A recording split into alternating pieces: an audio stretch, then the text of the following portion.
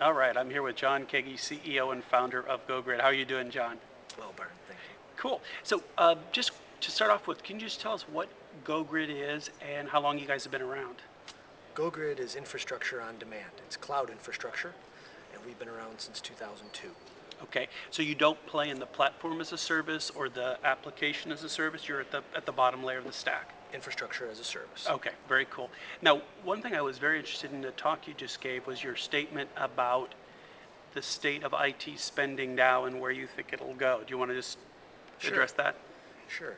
I think that there's a $1.5 trillion IT economy, and my take is that in 10 years it's going to be a $500 billion economy. So I think it's going to shrink. And I think that's driven by two things: automation and reduced CapEx. It's a lot of labor to maintain your IT infrastructure. That's more than the cost of the equipment itself.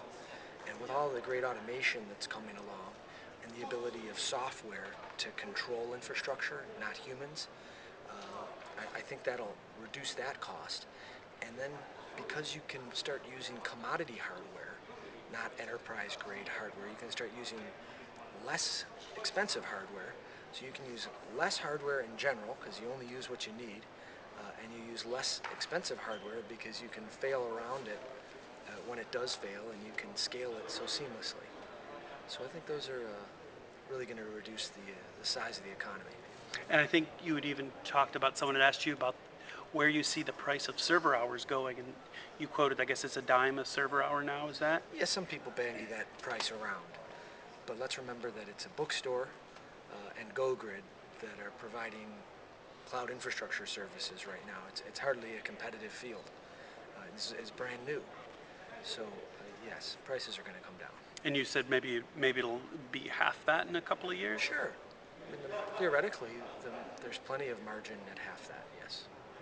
So do you ever think of moving further up the stack rather than just infrastructure, or do you think you're going to keep working to improve the infrastructure and the tools that you have around that?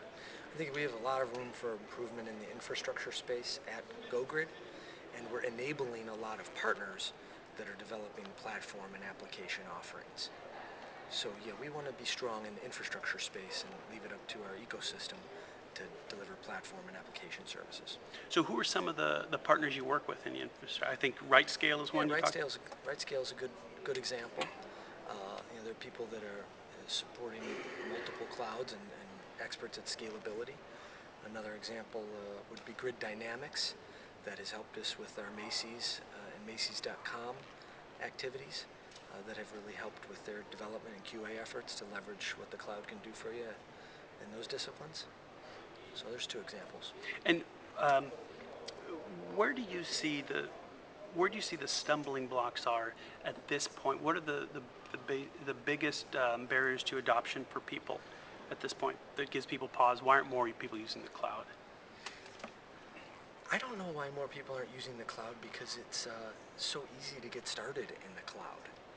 I think that there's a lot of incumbents that are fearful that the cloud means outsourcing.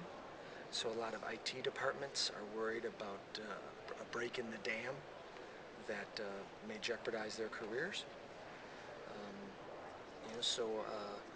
But it's an inevitable transition where services can just simply be procured more easily and less expensively, more reliably in the cloud than they can typically be delivered in-house. And what would be the profile of your typical customer? You mentioned Macy's.com, but is it more of the large corporations, small, medium business, or is it evenly spread? I'd say it's evenly spread. Certainly it's Web 2.0 companies, but enterprises also have a lot of web activities. And so I had a conversation with the CIO recently. John, we're thinking of using your service. And I said, well, actually, you already have 5 accounts. It's just so easy to get started that it happens. Because you got a lot of people just using their credit card to get up and running. So is a lot of this being used for test and development or production, or everything and anything?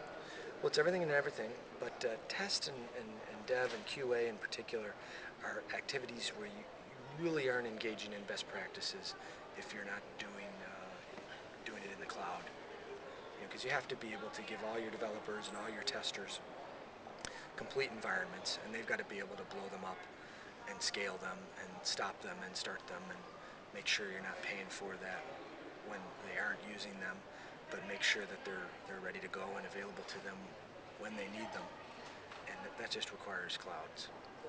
And I don't know how open you are with the roadmap, but are there certain things either organically or inorganically you're looking to add to GoGrid at this point? Well, sure. There's always things.